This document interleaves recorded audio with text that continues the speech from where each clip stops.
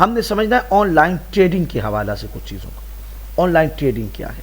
On line تجارت۔ On line تجارت میں آج کل بہت زیادہ غرر ہے، دھوکہ ہے۔ سب سے پہلے جو بنیادی معاملہ ہے وہ ہے حلت اور حرمت کا، اس پہ غور کرنا ہوگا۔ ایک شخص یہاں بیٹھا ہے اور اس کا سامان مثال کے طور پر امریکہ میں پڑا ہے، اب اس کے متعلق اگر اس کی کوالٹیز تمام تر معلوم ہے تو ٹھیک ہے، اور اگر اس میں شک ہے اس کی حلت و حرمت میں، تو پھر وہ تجارت بنیادی طور پر ہی درست ہے۔ جب تجارت بنیادی طور پر ہی حلال اور حرام کے معاملہ میں پڑ گئی تو پھر وہ درست نہیں ہے۔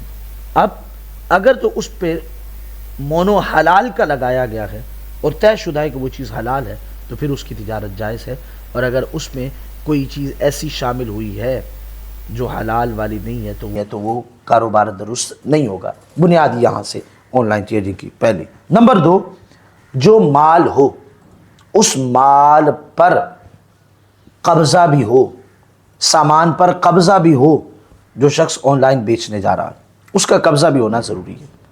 قبضہ ہوتا نہیں ہوتا کہ یہاں سے بیٹھے کسی کی ایڈ اٹھا کے لگا دی، لوگوں کو دکھائی، لوگوں نے اسے خرید دیا، یہ پتہ نہیں کہ وہ ملنی بھی ہے یا نہیں ملنی، مال پہ قبضہ ہی نہیں۔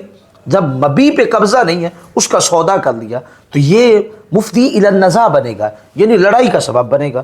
وہ کہتا ہے کہ مجھے وہ چیز دو، وہ چیز وہ تو ملے ہی نہ، تو پھر یہ چیز لڑائی کا سبب بن جائے گی۔ تو اس وجہ سے یہ بھی درست نہیں ہے، یہ بھی ناجائز ہے۔ تیسری چیز کیا ہے؟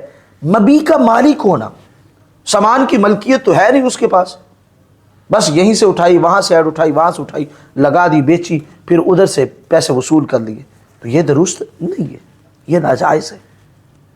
پہلے مبیع حلال ہو، مبیع پہ قبضہ ہو، ملکیت ہو، پھر اس کی سوداگری کی جائے۔ اور پھر چوتھی چیز اس میں یہ ہے کہ اگر مبیع عیب دار ہو تو اسے ریٹرن کرنے کا اختیار بھی ہو، اسے ریٹرن کرنے کا، دھوکہ نہ ہو، غرر نہ ہو۔ یہ نہیں کہ بس بکی اب جان چھٹی، تم کون میں کون، اب راستہ ختم۔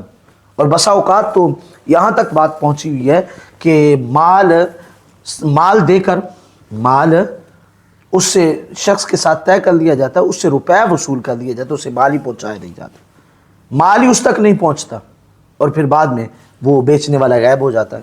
یہ سارے کا سارا ناجائز اور حرام طریقہ، یہ شرعاً درست نہیں ہے۔ جب تک ہم ان بنیادی اصولوں کو نہیں سمجھیں گے آن لائن تجارت کی ہمیں سمجھ نہیں آ سکتی۔ نمبر 1 حلال ہو، نمبر 2 مالک ہو، نمبر 3 مبیع پر قبضہ ہو، نمبر 4 اگر وہ سودا کیا ہے تو اگر جو شرائط ہیں ان میں کمی بیشی ہو، مال ویسا نہ نکل سکے، تو پھر ایسی صورت کے اندر اس پر واپسی کا اگر معاملہ ہے تو اسے فی الفور واپس بھی کرنا اس کی ذمہ داری ہوگی۔